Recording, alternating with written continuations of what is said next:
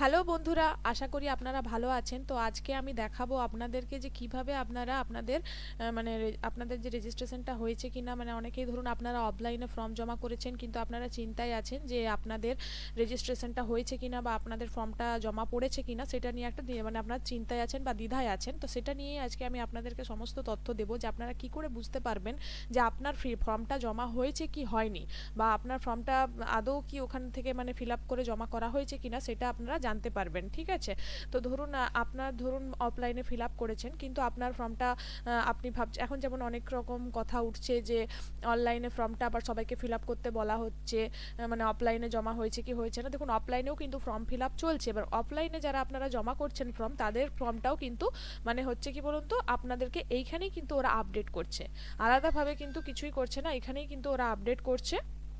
তো সেক্ষেত্রে আপনি কিভাবে জানতে পারবেন যে আপনারটা আপডেট হয়েছে কি হয়নি বা আপনার ফর্মটা ফিল আপ হয়েছে কি না।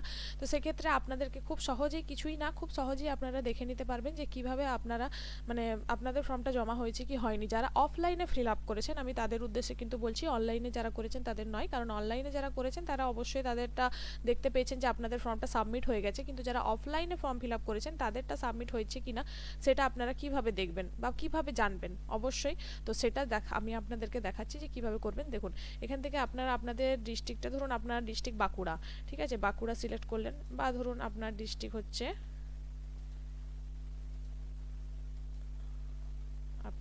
হচ্ছে পশ্চিম বর্ধমান। ঠিক আছে, এবার পশ্চিম বর্ধমান সিলেক্ট করে নিলেন। এবার এখানে আপনার যে নাম্বারটা দিয়ে আপনি রেজিস্টার করেছেন, মানে আপনি যে নাম্বারটা কিন্তু দিয়েছেন সেখানে, ঠিক আছে, সেই নাম্বারটা এখানে দেবেন।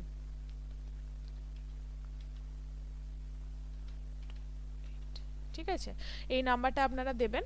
ঠিক আছে, নাম্বারটা দেওয়ার পরে এখানে একটা অঙ্ক থাকবে, অঙ্কটাকে করে নিতে হবে। তো আমরা দেখুন 15 15 30 হয়, আর 30 আর 15তে আমরা 45 হয়, আর 45-এর আগে 46 হয়।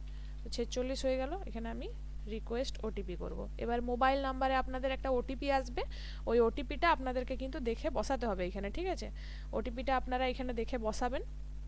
আপনাদের ফোনে ওটিপিটা চলে আসবে, যে নাম্বার দিয়ে আপনারা মানে আপনাদের ওখানে জমা করেছেন, মানে আপনাদের কি বলে এটাকে, যেটা অফলাইন ফর্ম ফিল আপ করার সময় আপনারা যে ফোন নাম্বারটা দিয়েছেন সেই নাম্বার দিয়েই কিন্তু রেজিস্টার হবে। সবার কিন্তু আলাদা আলাদা নামেই রেজিস্টার হচ্ছে।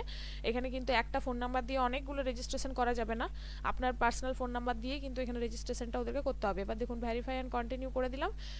তো দেখুন আমারটা কিন্তু অলরেডি করা আছে, মানে আমারটা কি বলবো, আমি করে রেখেছি। তো আমি এখান থেকে দেখতে পাচ্ছি, ঠিক আছে, যে আমার ফর্ম সাবমিট আছে। কিন্তু যদি ধরুন আপনার ফর্মটা সাবমিট না হয়ে থাকে অনলাইনে, তাহলে কিন্তু আপনার এরকম আসবে না। আপনার কিন্তু একটা কি হবে বলুন তো, ফর্মের পেজ খুলে যাবে, মানে যে ফর্মের পেজটা মানে নর্মালি খুলছে সেই ফর্মের পেজটাই কিন্তু খুলে যাবে।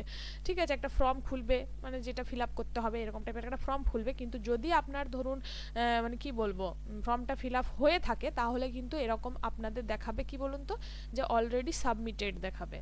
ঠিক আছে, অলরেডি সাবমিটেড দেখাবে, বা এরকম একটা অ্যাপ্লিকেশন ফর্ম আসবে। ঠিক আছে, মানে সাবমিটেডও দেখাতে পারে, আবার অলরেডি ইউ আর অলরেডি মানে সাবমিটেড এরকম দেখাতে পারে। ঠিক আছে, এরকম মানে দেখাবে। তো আপনারা এখানেই কিন্তু বুঝে যাবেন যে আপনার ফর্মটা করেছে কি করেনি। আর যদি ধরুন কোনো ফর্ম খুলে যায় এবং ফর্মটা আপনারা ধরুন করেছেন, ফিল আপ করে জমা দিতে পারলেন, তাহলে বুঝবেন কিন্তু আপনার ফর্মটা জমা হয়নি। ঠিক আছে, আপনারা এইভাবে কিন্তু আপনাদের সমস্ত ডিটেলস জানতে পারবেন যে আপনারা যে ফর্মটা অনলাইনে মানে দিয়ে আসছেন সেটা আপনাদের হচ্ছে কি হচ্ছে না। ঠিক আছে, তো আজকের ভিডিওটা আমার এই পর্যন্তই। আশা করি আপনাদের বুঝতে কোথাও অসুবিধা হয়নি।